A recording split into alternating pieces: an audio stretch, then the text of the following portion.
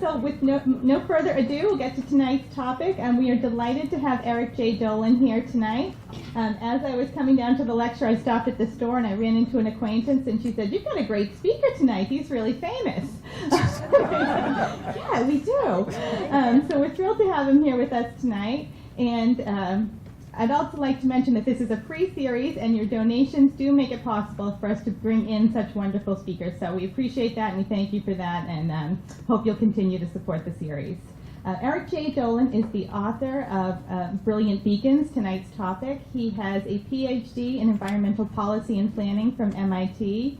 He's worked many roles in environmental planning and policy, and also has a love of writing, and is the author of more than 60 newspaper, journal, and magazine articles, as well as several well-known books. I know some of you may have heard him speak on Leviathan, his book on whaling here in Hull a few years ago. His most recent book before Brilliant Beacons is called When America First Met China, An Exotic History of Tea, Drugs, and Money in the Age of Sail. So I welcome Eric J. Dolin. Thank you for being here. Thank you, Victoria, for that wonderful introduction, and thank you all for coming. And Helen, happy birthday. Thank you. I would have bought you a present, but I just found out about it. But this is the first time I've ever been to Hull, believe it or not. I live in Marblehead, but it's beautiful. I've only been here about an hour and a half. I'm going to stay till tomorrow morning, so I'll look around. It really feels like a beach community, and I'm sure during the summer it really gets incredibly crowded here, I would imagine, sort of like the Cape. But thanks again for inviting me, and thanks for filming this. I appreciate that. Now, I don't have to tell you that this is a very important summer. As you just heard, it's the 300th anniversary of Boston Lighthouse. You're in a very unique position. You can see 3 lighthouses from here: Boston, Minetz, and Graves Lighthouse. Last night I was on a Boston Harbor cruise and we went out to the Boston Lighthouse and it was absolutely gorgeous. Now this engraving from 1729 shows an armed British sloop moored right in front of Boston Lighthouse. And for 300 years, America's lighthouses have kept countless ships from wrecking, saved untold lives, and contributed mightily to the growth and prosperity of the nation. Brilliant Beacons tells the fascinating story of these soaring coastal sentinels. Now, one of the questions I'm asked most often is, how do I come up with the ideas for my books? Usually, I go off and read a bunch of books, and if I find something that's of interest that hasn't already been written to death, I contact my agent, and if I can convince him that it's a good idea, we go to my editor, longtime editor at W.W. Norton, to see if there's any interest in giving me a book contract. Now, this sounds like a very neat process, but it's actually incredibly messy. I often spend many months in tortured anguish trying to figure out a topic that I want to work on for a couple of years. And there's no guarantee that my editor will like the topic I pick. In fact, many times, not many, a couple of times, they've shot down my ideas, but I may go back to them someday. But with Brilliant Beacons, the process was totally reversed. After finishing my last book, When America First Met China, I was flailing around for a book topic when my editor sent an email to my agent, and he said he had just had lunch with the head of sales at W.W. Norton, and they wanted to know if I was interested in writing a book on America's lighthouses. I said I have absolutely no idea, because at that moment I knew virtually nothing about America's lighthouses. In fact, I had only seen 2 lighthouses up close within about 200 feet. One of them is in my hometown of Marblehead, Massachusetts, and the other one was the Nopska Lighthouse in Woods Hole. I spent some time working at the Woods Hole Oceanographic Institution, and I used to run by Nopska Lighthouse at night. So I asked for about a month to read a bunch of books and think it over, and I was absolutely amazed at what I discovered. I had no idea that America's lighthouses were so fascinating, or that you could weave so many threads of the American experience into a book about America's lighthouses. Far from being just a story about lighthouses, it is a story about colonial commerce, nation building, the growth of the nation, war, technological innovation, architectural magnificence, engineering feats, tragedy, inspiring determination, and poetry, art, and hope. And that was just in one chapter, so I knew I was on to a good topic. And I put together a proposal, sent it off, and they accepted it, and about 2 years later, I handed in the finished manuscript. Now, this is the 12th book that I've written. A lot of them are on maritime themes. And the process, the fact that I knew little about lighthouses is not unusual. In fact, every single book I've written, before I start the book, it's on a topic that I know very little or almost nothing about. Now, you may be thinking that's probably because I don't know much about anything, but that's not necessarily true. It's just that my background, I have a very, if you ever looked at my resume, you think I never keep a job. I worked a bunch of different jobs. I have a marine biology background. I have an undergraduate, a master's, and PhD in biology and public policy.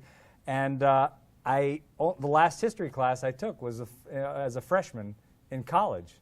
So I don't have a deep well to draw on of historical knowledge other than what I learned in high school and on my own reading. So, but the other reason that I pick books that I don't know much about is because I like to remain interested in what I'm doing.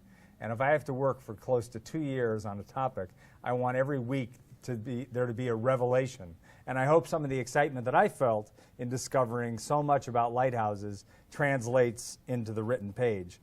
Now, to give you a better idea of why I was so excited to write this book and to give you a sense of its depth, I want to read a short excerpt from the introduction. The history of America's lighthouses is wondrously wide-ranging. It's about the far-sighted colonies that built the first lighthouses on the East Coast to welcome commerce to their shores, embracing the founding of the nation and its dramatic expansion across the continent. When the inaugural Congress convened in 1789, one of the first issues it took up was whether the federal government or the states would be in charge of lighthouses. And in one of its earliest acts, Congress made lighthouses a federal concern. From that point forward, as the country grew, so too did the number of lighthouses, creating a necklace of beacons and literally lighting the way for the settlement of new territories and states. Brilliant Beacons is also a history of government ineptitude and international competition. For a long time, America's lighthouses were vastly inferior to those in Great Britain and France, even though many stubborn and misguided American officials refused to concede that fact. Only by emulating its cross-ocean rivals was America able to elevate its lighthouse system from one mired in mediocrity to one that was among the best in the world. The book is likewise a history of lighting innovation. Lighthouse illuminants changed dramatically over time, running the gamut from whale, lard, and vegetable oil to kerosene, acetylene, and finally electricity. Similarly, crude lamps gave way to more sophisticated ones, and reflectors that did a poor job of projecting the light were replaced by the crown jewels of lighthouse illumination, Fresnel lenses, which not only increased the intensity of the light, but also became one of the most important and strikingly beautiful inventions of the 19th century. Most of these elegant lenses have since been supplanted by modern optics, which are far less arresting to the eye, yet still effective in casting refulgent beams toward the horizon. Lighthouses have undergone substantial structural changes. While early towers are made of wood or rubble stone, in later years cut stone, bricks, iron, steel, reinforced concrete, and even aluminum became the materials of choice. This is one of the last lighthouses built in the United States. It's unusual not only because it has an aluminum skin, it's also the only lighthouse in the country that has an elevator and the only one with air conditioning. So, now, although all lighthouses required skill to build, a few pose such significant challenges that they are truly marvels of engineering, serving as testaments to human ingenuity. America's military history is one in which lighthouses have played a crucial role. They served as lookout towers in many conflicts, but during the American Revolution and the Civil War, they also became key strategic targets, resulting in more than 160 of them being damaged or completely destroyed.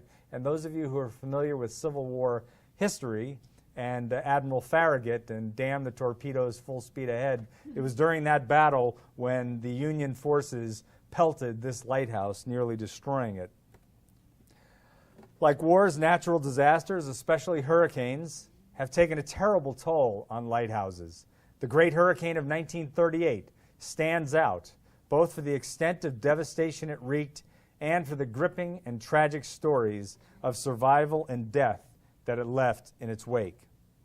At its core, however, the dramatic history of America's lighthouses is about people, and an intriguingly diverse cast of compelling characters brings that history to vivid life. These include founding fathers, skillful engineers, imperiled mariners, and intrepid soldiers, as well as saboteurs, penny-pinching bureaucrats, ruthless egg collectors, and inspiring leaders. Undoubtedly, the most important actors are the male and female keepers, who, often with the invaluable assistance of their families, faithfully kept the lights shining and the fog signals blaring. No one who has studied the history of these keepers could claim that their lives were a proverbial picnic, for they contended with loneliness, monotony, and a myriad of dangers. Not surprisingly, a few died in the line of duty. Many keepers rescued people in distress on the water, some performing so heroically that America's highest award for life-saving was bestowed on them. Above all, keepers provided a vital public service that was at once noble and altruistic. The 1900s saw the role of keepers diminish over time. As lighthouses were decommissioned or became automated, the number of keepers dwindled, and today only Boston Lighthouse, shown here, still has one. And I don't know if Sally Snowman's in the audience. She was on the cruise last night. She said she was coming today. Nope. Well, she's local, I guess, and she's the last lighthouse keeper. But as keepers faded from view and lighthouses began suffering from neglect, nonprofit organizations, government agencies, and private individuals stepped forward to become the new stewards of an increasing number of lighthouses, ensuring that they will be cared for and preserved for the benefit of future generations. Actually, I gave a talk at the Chesapeake Bay Maritime Museum about a month ago, and the day that I arrived happened to be the day that they decided to sandblast these stairs leading up to the lighthouse. So I couldn't visit the lighthouse that day. No. But lighthouses are among the most beloved and romanticized structures in the American landscape. It is not difficult to find evidence of their hold on the public's imagination. Lighthouses are emblazoned on postage stamps and license plates, while legions of artists portray them on their canvases. Many cities and towns incorporate lighthouses into their official seals. And even more businesses and organizations use lighthouses in their logos and advertising. Scores of books, movies, and television shows employ lighthouses as subjects, plot elements, or as dramatic settings. Any of you have personal familiarity with this car?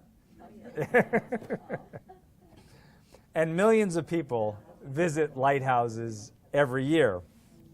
The inherent beauty of lighthouses, starkly etched against the sky, is undeniably a big part of what makes them so alluring. But America's intrinsic fascination with lighthouses runs deeper than that. Over 3 centuries, these brilliant beacons have indelibly woven themselves into the American fabric, and it is this rich history, more than anything else, that draws us in. Now, writing a book focuses your mind on whatever you're working on. Before I started this book, I never thought about lighthouses. Once I began researching and writing it, that's all I could think about.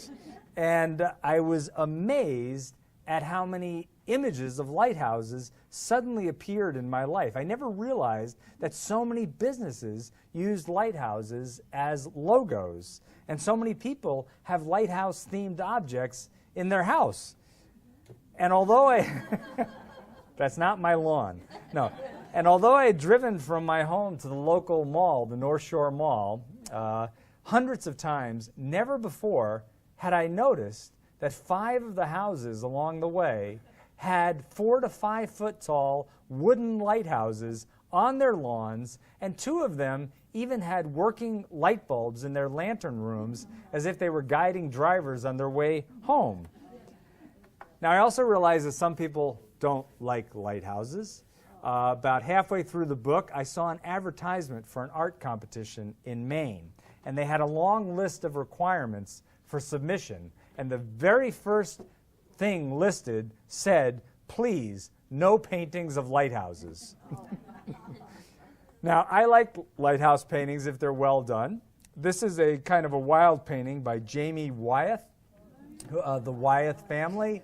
It's called Lighthouse Dandelions, and it's of Tennant's Harbor Lighthouse, which overlooks Penobscot Bay. He uses it as a studio and as a residence. And by the way, every single image I'm showing you is in the book, plus more images. There are about 160 images in the book. I told a lie. These next two images are not in the book. I took them after, but the other ones are. Now, I too have become one of those people who loves lighthouses, and after I write a book, every book that I've written, I try to buy something that reminds me of the book. When I wrote Leviathan, A History of Whaling in America, I was naive enough to think that I was going to buy a piece of scrimshaw. But the very year that Leviathan came out in 2007, a piece of scrimshaw sold for $325,000. Now, my book did well, but it did not do that well. So I had to content myself with a wooden sperm whale, which still hangs over the front door of our house.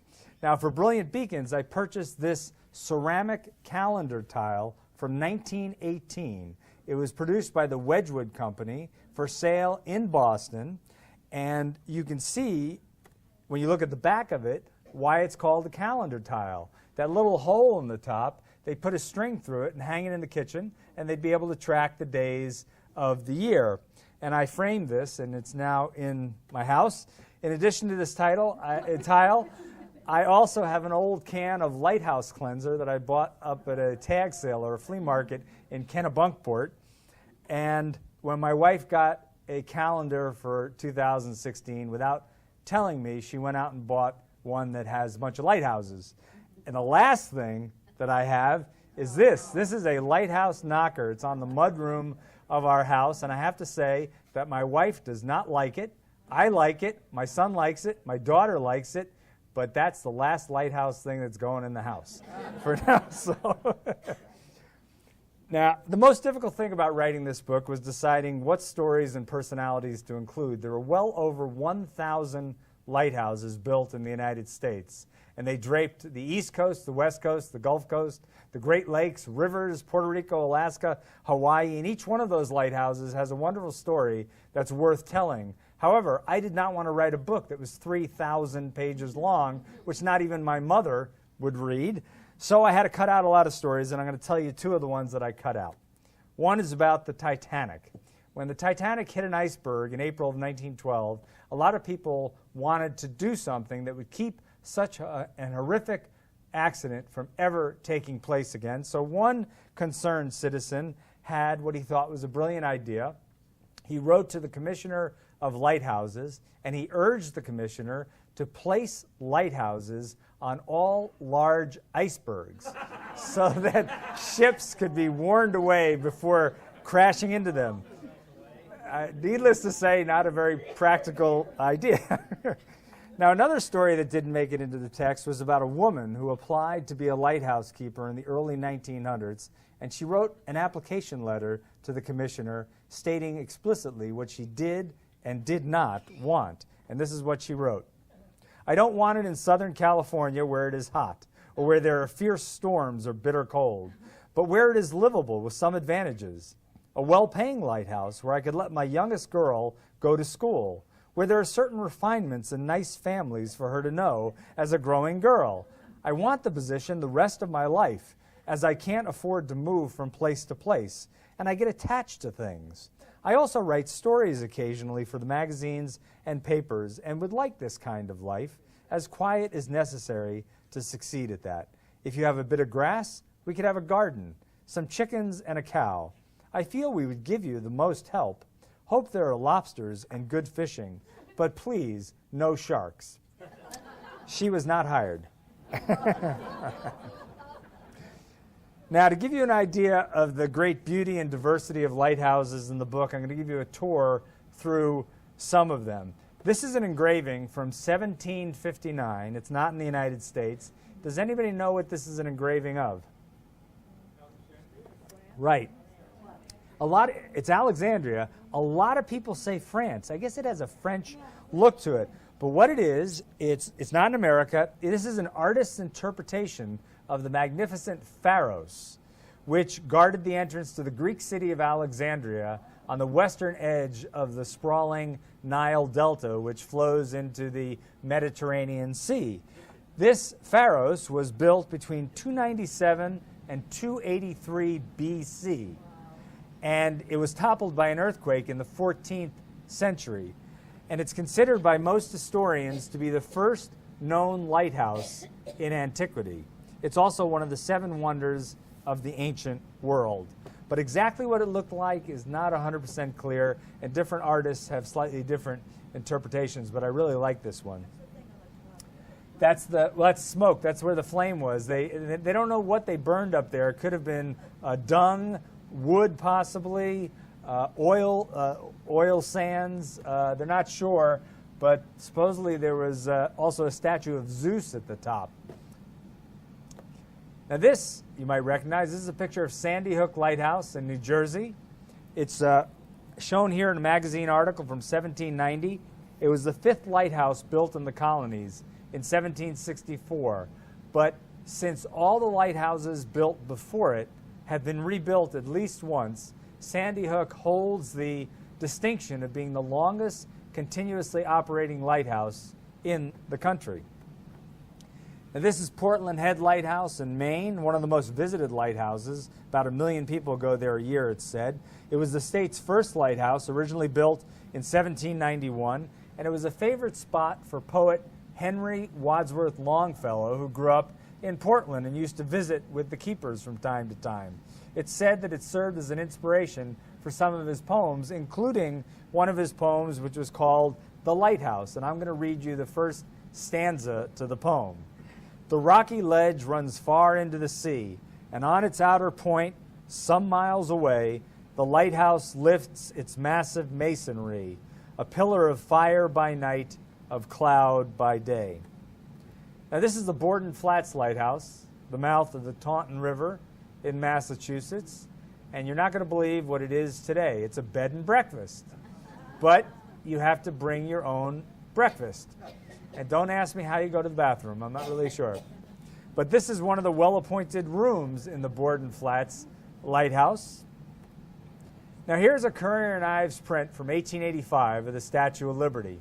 And what I bet you didn't know, because I certainly didn't know, is that the Statue of Liberty was not only intended to serve as a welcoming symbol to the weary of the world, it was also meant to be an active lighthouse. And in fact, it served as a lighthouse for a short period of time before it was decommissioned because it did a lousy job. Now this is a Hooper Strait Lighthouse in Maryland in 1916. It's called a cottage-style screw-pile lighthouse. Those iron legs that it's standing on literally screwed into the sandy or muddy substrate. Now the problem with this lighthouse, it was very common in the mid-Atlantic, in the Chesapeake Bay area and the Delaware Bay area. The problem is there were massive ice flows during cold winters. And when those ice flows came along, they tended to shear these lighthouses off right at the cottage level. And there are some harrowing stories of keepers who were knocked off their pedestal and were sloshing around in the bay for 16 to 20 hours before they finally beached themselves. So they replaced a lot of these lighthouses with Kayson-style lighthouses, such as the one at Borden Flats, which are basically iron cylinders which are filled with cement and rock, and they're much more stable. Now this is the Cape Hatteras Lighthouse. I'm sure all of you recognize it. It's often called America's Lighthouse. It is the tallest one in the country. It soars 193 feet. And this tower, which is the 3rd Cape Hatteras Lighthouse, was built in 1871. And I gave a talk to a bunch of kids a few weeks ago, and I asked them, how many bricks do you think it took to make this lighthouse? And one kid's hand shot up immediately, and he said very authoritatively, 2. So a little bit more than bricks. Now in 1999, you might remember, this lighthouse was moved about 1,500 feet back from the water's edge to keep it from toppling into the surf. That move took about a month. It is the tallest brick structure ever moved, and two companies work side by side to move Cape Hatteras Lighthouse. And in fact, all the lighthouses, including Gay Head, which you might have seen in the documentary, that have been moved by these two countries. So I did something that was very self-serving. Before the book came out, there's something called an advance review copy, which is produced, which is basically a paperback version of the book. And I got 2 copies from my publisher, and I sent one each to the president of each of those companies. Now, what I wanted to happen is I wanted them to fall in love with the book and buy a copy of it for everybody in their company, which would have been hundreds and hundreds of sales. I am pretty sure they did not do that. But they did something nice. One of them wrote me a very nice letter. The other one sent me a care package. And in the care package, I opened it up, and I actually have it with me tonight, but I don't have it here. But he sent me a T-shirt.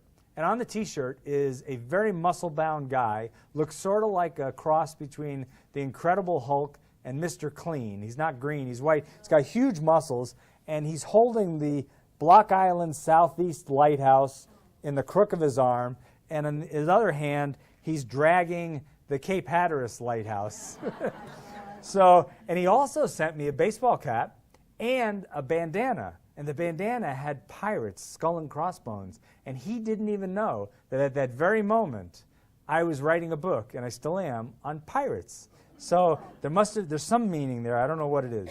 Now, this picture shows the beams emanating from the lantern room at the Pigeon Point Lighthouse in Pescadero, California. This lighthouse was built in 1872, and every year in the last 20 or 30 years, they've been celebrating the annual lighting, the initial day of lighting, by stopping the Fresnel lens. And if you could see this picture, the foreground of the picture, there are probably 50 photographers clicking away, getting this beautiful image. And now, today, this lighthouse is open as a hostel along the California coast. And a lot of lighthouses out there are hostels. Now, this is the St. George Reefs Lighthouse. It's located about 6 miles off Point St. George, off the northern coast of California. It took 10 years to build. It was finished in 1892, and it cost $752,000, the most ever spent on a lighthouse in the United States.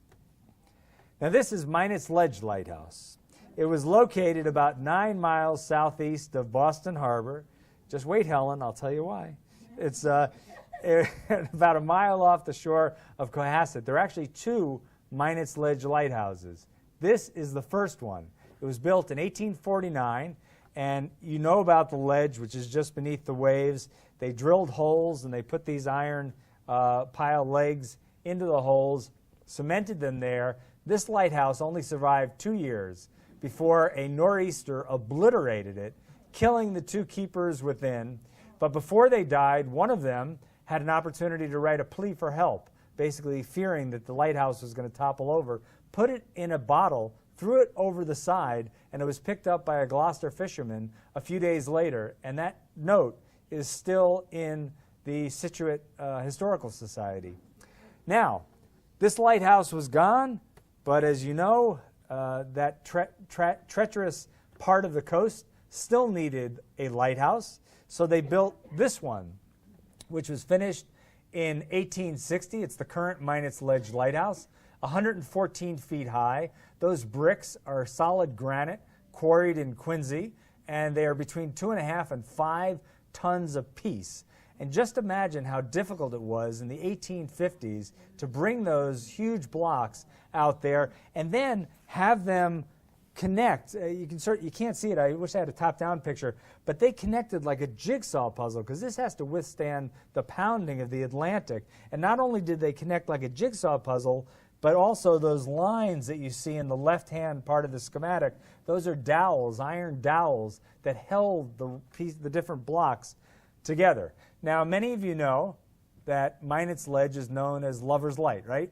Or the I Love You Lighthouse, because of its 1-4-3 flashing characteristic. 1 flash darkness, 4 flashes darkness, 3 flashes, which corresponds to the phrase, I love you. Now, I worked for the federal government for 10 years. I worked for 4 different agencies.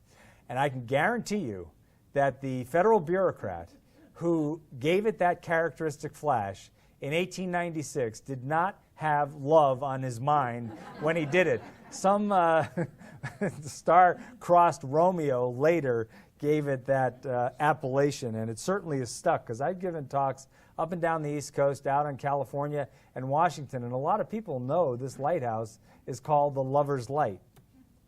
Now, this is the Cape Flattery Lighthouse located on Tatoosh Island in Washington at the most northwesterly point of the United States, the contiguous United States.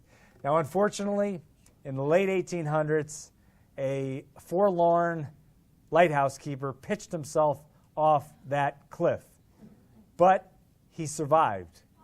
The other keepers went down and gathered him up, brought him to the mainland to a hospital, and then the lighthouse board promptly fired him because he wasn't good lighthouse material. Now, does this look familiar? What is it? Forrest Gump.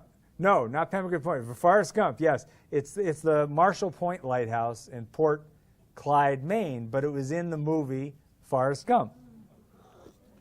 If you saw the movie, you might remember that Tom Hanks becomes a cult-like figure, and he runs back and forth across the United States. This is the eastern terminus of his run.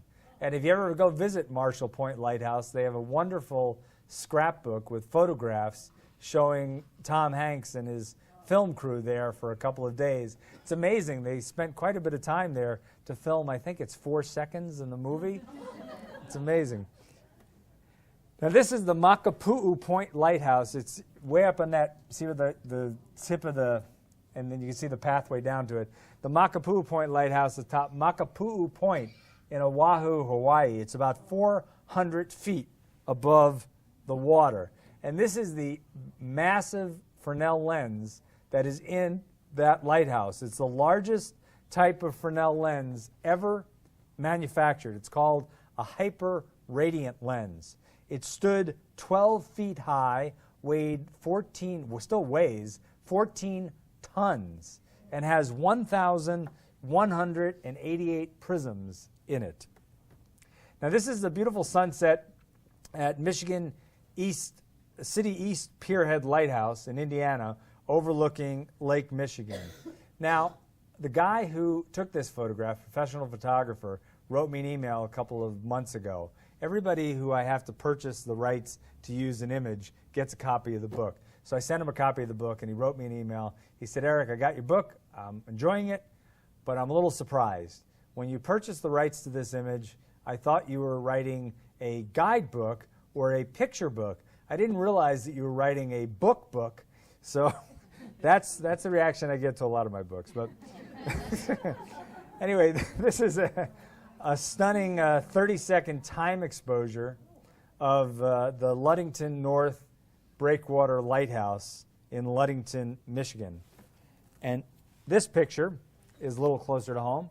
New London Ledge Lighthouse, built in 1909 in New London, Connecticut. If you saw this lighthouse on the street, you wouldn't look twice. You'd think it's a stately home. Now, as almost every lighthouse in the nation, so too does London Ledge Lighthouse have a ghost story associated with it. Apparently a ghost named Ernie, who was a keeper there, his wife cheated on him. I guess he threw her off the roof. But the problem is there's no record of this murder or of any keeper there named Ernie. But people of New London do not let the facts get in the way of a good story. Now, this is the lantern room of the Michigan St. Joseph Pier Lighthouse in December of 2012. The photographer who took this picture labeled it, he called it Ice Beard. Doesn't it look like it's carved out of marble? This is the day after a storm whipped across Lake Michigan, creating 20-foot waves. How about the Octopus Lighthouse? The Octopus Lighthouse, yeah, that's a good name too. But this picture is just, when I saw this, it's just a gorgeous picture. And every year during the winter, when there are major storms and really cold weather, you will see on the internet, there'll be pictures like this. They travel the world. People are always fascinated by these ice-coated lighthouses. It's a St. Joseph Pier Lighthouse. It's on Lake Michigan, in St. Joseph, Michigan. I don't know. I've never been there. The lantern room. This is the tower. That's the lantern room. Those are the panes of glass. This is the walkway around it, the platform. Oops, I don't want to. Okay. Now this is a picture of the Marblehead Lighthouse in Marblehead, Massachusetts, the original one. My hometown, Marblehead. My wife grew up there. I'm an interloper. I moved there in 2002. Now this was originally built in 1835. It was only 23 feet tall. And it was built on the tip of Marblehead Neck, right next to the mouth to the inviting and deep Marblehead Harbor. Have any of you been to Marblehead Neck or Marblehead? Great.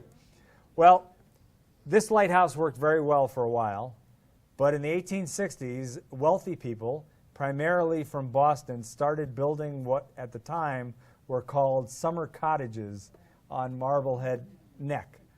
Normal people today call them mansions. They were very large houses, and they blocked the lighthouse.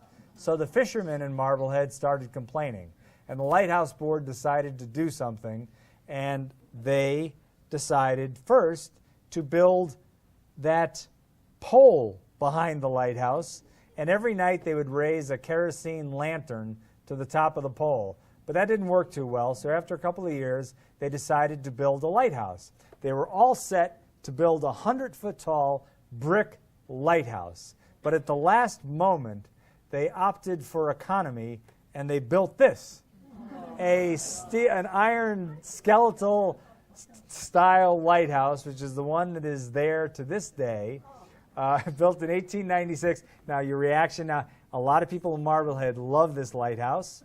A lot of people don't like it that much. I, for one, like it, but if I could go back in time, I would try to convince the Lighthouse Board to build a brick one or a stone one, which is much more in keeping with New England. This is the only skeletal tower lighthouse in New England. You have to go all the way down to Coney Island to find the next one, and then you have to go even further down south to find in Marblehead, Mass. It's worth a visit. What's that? Yes. To get up it, there must be a ladder rather than a spiral stairway. No. Aha. There's a spiral staircase in there. It's one of the narrowest ones in the country, and I know that personally because I'll tell you a story. About 3 months ago, before the book came out, a local magazine wanted to do a story, so they brought me out there to take a bunch of pictures. It was freezing cold. I'm trying to smile. I'm shivering. And all of a sudden, I see somebody walking into the lighthouse. To answer your question, the lighthouse is owned still by the Coast Guard, operated by them, but Marblehead also takes care of the park and the surrounding land. So I saw somebody walking in there, and I knew they were coasties. So I said to the photographer, maybe we can go in. I've never been in there before. And so I walk up to the lighthouse, and the guy, one of the Coast Guard officers, is looking over the balcony, the walkway, and he's looking down. He yells at me, "You can't come up here, government property." So I tried to yell up to him, telling me who I was, that I was a resident. We're doing this story. Could we possibly come up? He goes, "Wait a minute." So he walked all the way down, and I had to tell my story again. And then he goes, "Wait a minute, I got to ask my boss, the senior officer." So he climbs all the way up, and then he calls over the side and he says, "Okay, you can come up." And I walked up that. I'm in pretty good shape. I was winded by the time I got up there because it is incredibly narrow. You're really spinning around, very small steps, but it does have a spiral staircase within. So if you haven't visited Marblehead, it's not that far. We don't bite. It's a beautiful town to visit. It's worth a visit. And you can. This is a really nice park that you can go out and just have a picnic if you want. Now, this is. I want to tell you one more story about this. I don't know if any of you saw the Chronicle show on Lighthouses. I was in it a couple of weeks ago, and they brought me out here to take some pictures. And you'll probably, if you saw the show, you'll see me walking away from the lighthouse at one point. Well, they asked me to do that, and apparently I'm not a good runway model because I walked. The first time I walked, both the producer and the photographer, cameraman, are looking at me with like sour expression. They said, "You're way too stiff. Go back and do it again." So I did it again, and it still wasn't quite right. So I went back a third time, and I just sort of was looking all over the place, and apparently that was good enough. So, I didn't think I was that stiff of a walker, but You think that is? that one's a little over, it's about 100 feet. No, the other one, the one you climbed. Marblehead. It's about 100 feet, yeah. How long? It's about 100 feet high. I think it's 105 exactly. Okay, now this image is the most important image in the book to me. This is the painting of the Edgartown Lighthouse on Martha's Vineyard, and it was painted by my daughter Lily before she went off to college. She's now a freshman. She just finished her freshman year in college. She and her grandmother, who's a professional painter, my mother was also a painter, so there's some talent in the family, and actually she's a much better drawer than she's a painter, but they used to go into Newbury Street once every 3 or 4 months, and they'd take a master class with a painter there for 6 hours. She went in one day while I was working on the book. She saw a photograph of this lighthouse, and she painted it, and this is like an 18 by 20 inch image. She brought it home, gave it to me, and she goes, "Dad, this is for you. Do you know why I gave this to you?" And I said, "Because you love me." And she said, "Nah, I want you to finish the damn book." It was meant to be motivation for me to finish the book. So it worked really well. Good job. I knew which one it was before you said it. Oh, great! I'll tell her that. Yeah, I love it. I love it. It's not in my office anymore because she submitted it to the Marblehead Arts Festival and just found out 2 days ago that it's been accepted. So she's gotten a lot of mileage out of this picture. Now, I really enjoyed writing this book because of all the amazing stories and personalities I was able to put in it. And I'm just going to tell you a couple of them. My last few books had very few women characters in it. And the one thing I really liked about this book is there are a lot of women characters in it, especially since there were nearly 400 women who were lighthouse keepers from the late 1700s to the early 1900s at a time that was quite unusual for women to hold such a responsible job or any job outside of the house. And this lady is one of the most interesting characters, Emily Fish. She was the lighthouse keeper at Point Pinos Lighthouse in Pacific Grove, California. She had been married to a doctor in San Francisco named Melancton Fish. I bet you don't know anybody named Melancton. And he was a famous doctor, but he dropped dead of a heart attack at 65, and she had a son-in-law who was affiliated with the Lighthouse Board. And he told her about the opening at Point Pinos Lighthouse. And she said, "You know, I'd like to be a lighthouse keeper." So she got the job. She was a lighthouse keeper for 21 years. She brought her Chinese servant, Q, because she used to live in China, with her. And she was known as the socialite keeper because she was quite wealthy. She used to throw these wonderful soirees in San Francisco. She just transferred them out to the lighthouse. And I wish I had a picture of it. They described the lighthouse. She had a lot of animals, but the animal that I was most interested in, she apparently had a small herd of black French poodles, which used to roam around the lighthouse. Not the kind of dog you expect to see at a lighthouse, but anyway. Now, there are entire chapters in Brilliant Beacons about the American Revolution and the Civil War, when lighthouses became pawns during battle. This is George Washington. He is addressing the somewhat ragtag Continental soldiers on July 3rd, 1775, not too far away from here, in Cambridge, and he personally ordered the attack on Boston Lighthouse and Sandy Hook Lighthouse during the American Revolution. Now, you remember earlier in the talk I mentioned ruthless egg collectors. What are ruthless egg collectors, and why would they be in the book? And it all relates to this island. Does anybody know what this island is or where it's located? It's the Farallon Islands off California, and this is southeast Farallon Island, and that little point on top of the 400-foot mini mountain is Farallon Island Lighthouse, Farallon Lighthouse. The keeper's quarters were down in the flat area below, and that zigzag path is the path that the lighthouse keeper would have to walk up to service the lighthouse. Now, in the mid-1800s, what happened? The gold rush. Tons of people go west to find fortune, right? They forgot to bring chickens with them, but they liked eggs, so they wanted to find a local substitute, and they found it out on the Farallon Islands. A bird, shown here, sort of a penguin-like bird, called a common murre, a migratory bird. They used to nest by the millions, and they still do, out on Farallon Island, and they lay these goose-sized eggs very pretty. Some of them are blue, some of them are brown, and they can be used as a substitute for chicken eggs. Now, some people claim they tasted a little fishy, but they were good enough as a substitute, and they were very valuable. In the early 1850s, you could get $1.25 for a dozen of these on the wharves of San Francisco. Now, bear in mind that at this very moment in history, the average keeper in the United States only earned $400 a year, and these eggers could collect thousands of eggs a day. So there was big money to be made, and it took about 40 years before the federal government was able to evict these eggers from the island, but not before somebody was murdered and a couple of other people were shot. Now, eggs are not the only avian element to make an appearance in the book. Birds themselves often collide with lighthouses, and that phenomenon is thoroughly discussed, as is the fact that many lighthouse keepers, especially in Maine, served as unpaid Audubon wardens during the early 1900s because it was the fashion at the time to kill birds for their plumes. And these keepers would protect the birds, the terns, and other birds from being attacked by these feather hunters.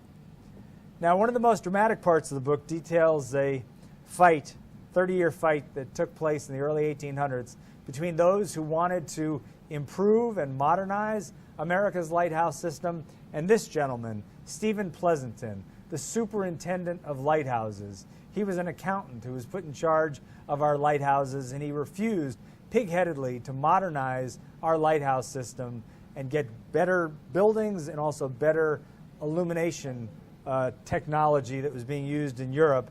And his accomplice was Winslow Lewis, a Wellfleet man who sold his patented lamp setup to the federal government for $24,000 in 1815. Made him a very rich man, but unfortunately it was an inferior product, and it wasn't until the 1850s that America finally decided to get on board with these Fresnel lenses. And in a single decade, we went from being the country that had the fewest Fresnel lenses to the one that had the most by a long shot. Now, there's an entire chapter in the book on lighthouse heroes, the keepers who risked their lives to save others. The most famous is Ida Lewis, shown here. She was the keeper of the Lime Rock Lighthouse in Newport, Rhode Island. If you go there today, it's the Ida Lewis Yacht Club. Is the guest quarters. Now, she's credited with saving 18 people from drowning. And during the 1870s and 1880s, she was probably one of the most famous woman in the entire country. In a single summer, 10,000 people came to visit her, including Ulysses S. Grant, William Tecumseh Sherman, because her exploits were known far and wide. She got numerous marriage proposals. The problem is she was a very shy and retiring person who hated the public glare, but she was one of the first people in the United States to literally be hounded by the paparazzi of the day. People even stole things from her keeper's quarters just to have a piece of Ida Lewis. Now, I love this story because I love libraries, and these are the traveling libraries that the government sent to the lighthouses in the late 1800s to help the lonely lighthouse keepers stave off the monotony of their life and have some form of entertainment. Now, just imagine, there were almost 500 of these that were circulating around the country. Just imagine you're at a remote lighthouse, you're at Minot's Ledge, and this thing gets dropped off by the lighthouse tender, and you bring it into the lighthouse, and you want to read a book. What do? You open it up, and you grab a book, right? No. You have to sign the book out, and then you have to sign it back in. Yes, because it was governed by government regulations. Now, I don't know if how many lighthouse keepers did that, because who's watching them, but that's what you were supposed to do. Now, one of the most dramatic stories in the book is the battle between the Seminole Indians and the two keepers of the Cape Florida Lighthouse in Key Biscayne during the summer of 1836, during the Second Seminole War. This battle left one of the keepers dead and the other one nearly so. Now, this painting is a modern painting. Wouldn't it be neat if that was from the 1800s? When I saw this, I said, It's the only painting I could find of the battle, and it reminds me a little bit of a Velvet Elvis. Do you know what those are? It's a little over the top, but it's in the book. And this is a sad story. This is the Scotch Cap Lighthouse in Alaska. And in the early morning hours of April 1st, 1946, in a matter of seconds, this lighthouse was obliterated, and the 5 keepers within were killed. Now, you may be wondering, why I'm just sort of telling you half stories, and there's a reason for that. I've written a lot of books, I've given a lot of talks, and I think because of my PhD training, my old talks, I used to summarize the entire book within 45, 50 minutes. And I cannot tell you how many times people would come up to me after the talk and say, I don't have to get your book because you did such a good job summarizing it. So during my China book, my wife was at one of my talks, and somebody said just that. So later on, she turned to me. She said, Eric, next time you write a book, you have got to put together a talk that gets them interested but doesn't tell them everything because you've got 2 kids who have to go to college soon. So anyway, that's why I'm sort of jumping around a little bit. On Unimak Island, called the Roof of Hell by the Russians because of the volcanic activity. It's at the end of the Aleutian chain. Very remote setting. There was a stag station. Only men could be there, and they would stay there 3 years on, an entire year off. So now you guys know, I'm sure, a lot about this story. Edward Rowe Snow, the Flying Santa. It started before him in 1929. Bill Winklepaw, a pilot out of Rockland, Maine, used to save people at sea and deliver things up and down the Maine coast. And he had been helped many occasions, especially during bad weather, making his way back to the airfield using the lighthouses along the coast as guiding lights. So he decided he wanted to do something nice for those selfless lighthouse keepers.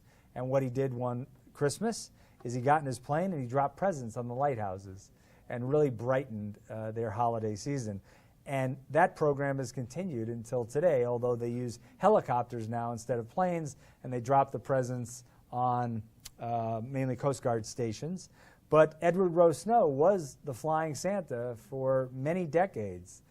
And I wish I could have met Edward Rowe Snow. He wrote more than 50 books. I used some of his books in researching this, and I've read other books just for fun. He must have been the greatest of storytellers. He seemed to have a wonderful love of life. I've met numerous people that he were students when he came to their high school or elementary school to give talks. And I guess he had a radio show too, and a lot of people used to hear him on the radio. He just must have been a really great person, but I never met him. Now, one of my favorite stories in the book is about the Fresnel lens. They're often called glass beehives for obvious reasons. And this is the keeper of the Cape Hatteras Lighthouse in the 1930s, a fellow named Unaka Jeanette, and he is cleaning the first order Fresnel lens in the Cape Hatteras Lighthouse. And here is a lantern and watch room of a lighthouse with a first order Fresnel lens. And here's the person that we have to thank for inventing it, the Frenchman Augustin Jean Fresnel, one of the great geniuses of the 19th century, who unfortunately died when he was in his late 30s from tuberculosis, the #1 killer in Europe at the time. And on his deathbed, I've got the quote exactly in the book, but I'll paraphrase it. He said to his mother and his brother that, I wish I could have lived longer because I think that there were many difficult scientific problems that I could have helped to have solved. And he's really, everything I read about him, I really developed a strong like for him. Now, in addition to these stories, there are hundreds of other fascinating stories in the books, which are woven together in a narrative that spans 300 years. One of the most exciting chapters in the history of America's lighthouses is being written right now, and its roots reach back to the mid-1900s when America's lighthouses were going through a period of intense change.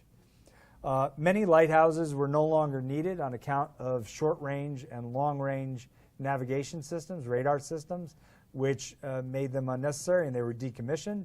Other lighthouses were automated, meaning that they no longer needed keepers to maintain them.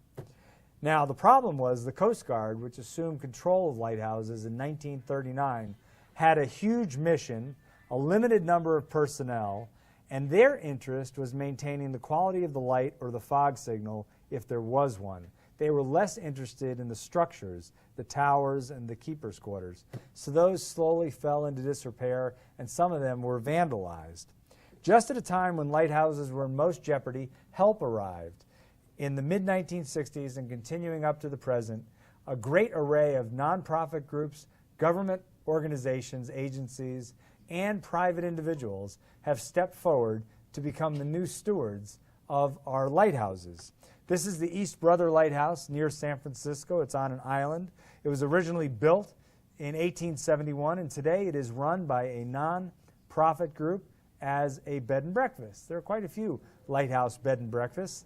This one is a little pricey. If you decided to stay there, they would pick you up by boat, ferry you to the island, give you champagne, put chocolate on your pillows, give you a tour of the lighthouse, and it would only cost you $375 to $425 a night. No, that's yes. No, that is not. As far as I know, that's not a pool. It's I'm not sure what it is, but I don't think it's a pool. This is closer to us, Fire Island Lighthouse. I went down and gave a talk near the lighthouse a couple of weeks ago on Long Island. It was saved from demolition by the Fire Island Preservation Society. Now, in year 2000, the federal government got involved in lighthouse preservation in a big way. They passed the National Historic Lighthouse Preservation Act, with basically any lighthouse that the Coast Guard deems is no longer necessary for their central mission or the station itself can be transferred free of charge to a nonprofit group or a government agency. If nobody steps forward, those lighthouses can be auctioned off to the highest bidder. Under this act, 73 lighthouses have been transferred to nonprofit groups or government agencies. And at the same time, 41 lighthouses have been sold to individuals. And you probably know that very well because of local lighthouse. Now, before I get to graves, the least expensive lighthouse sold thus far was the Cleveland Harbor East Breakwater Lighthouse on Lake Erie, sold for just $10,000.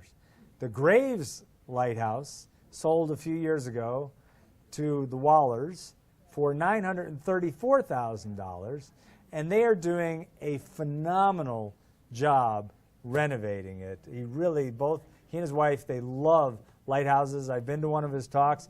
Last night he bought another book from me. He was at the cruise, and he spoke here. Yeah, he's a wonderful guy, fascinating what they're doing, and they're doing such a beautiful job to the extent they're even hiring people who make furniture to make furniture with rounded backs, so they maximize the usage of space in the tower. Really great story.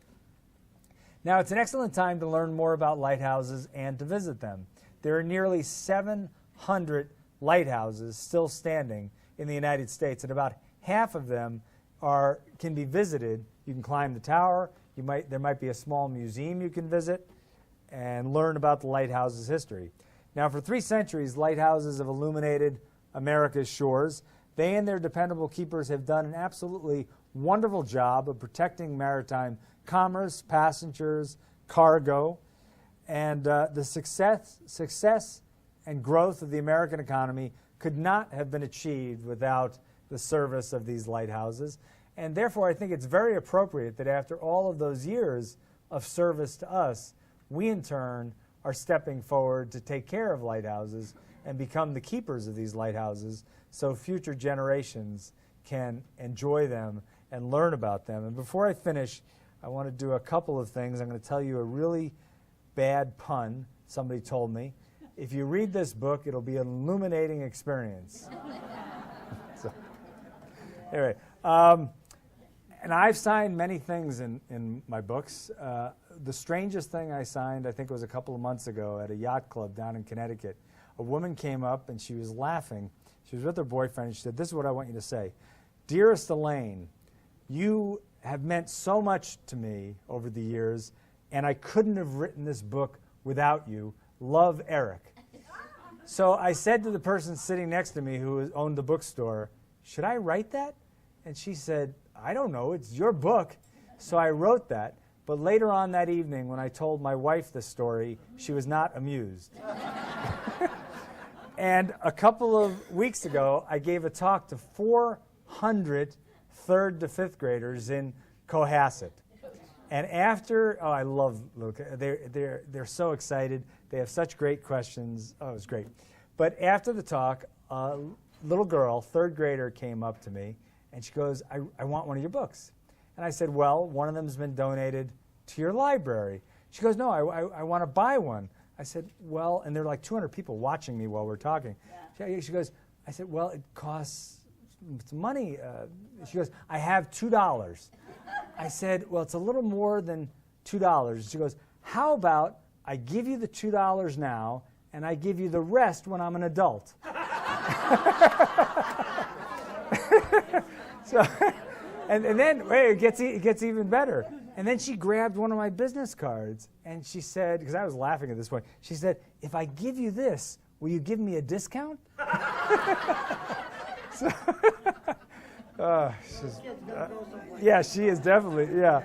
But You not give her the book based on the performance. no, you know what? Somebody, I posted this on my Facebook page, and somebody wrote, you really should have given her the book. But I thought about that very carefully. First of all, I had 400 people in the room, including teachers. If I give her a book, do I give another 200 free books? And it really wouldn't have been a good precedent. So, All you gotta say is, but she gave a performance. What about the rest of you? yeah. I'm sure she'll get a book one way or the other. But I'm happy to answer any questions. I want to thank you for coming, and I also want to tell you that if you want to buy a book, it's $25 for the hardcover. I also have some of my past books, including this book, which is the China book. I love the covers to my book. My publisher's done a very good job. I provided the images. And this is the Fur Trade book, which has an awful lot about New England in it. And this is the whaling book, the history of whaling in America. But thanks again for coming out. Thanks for inviting me, Victoria, and the whole Life Saving Museum.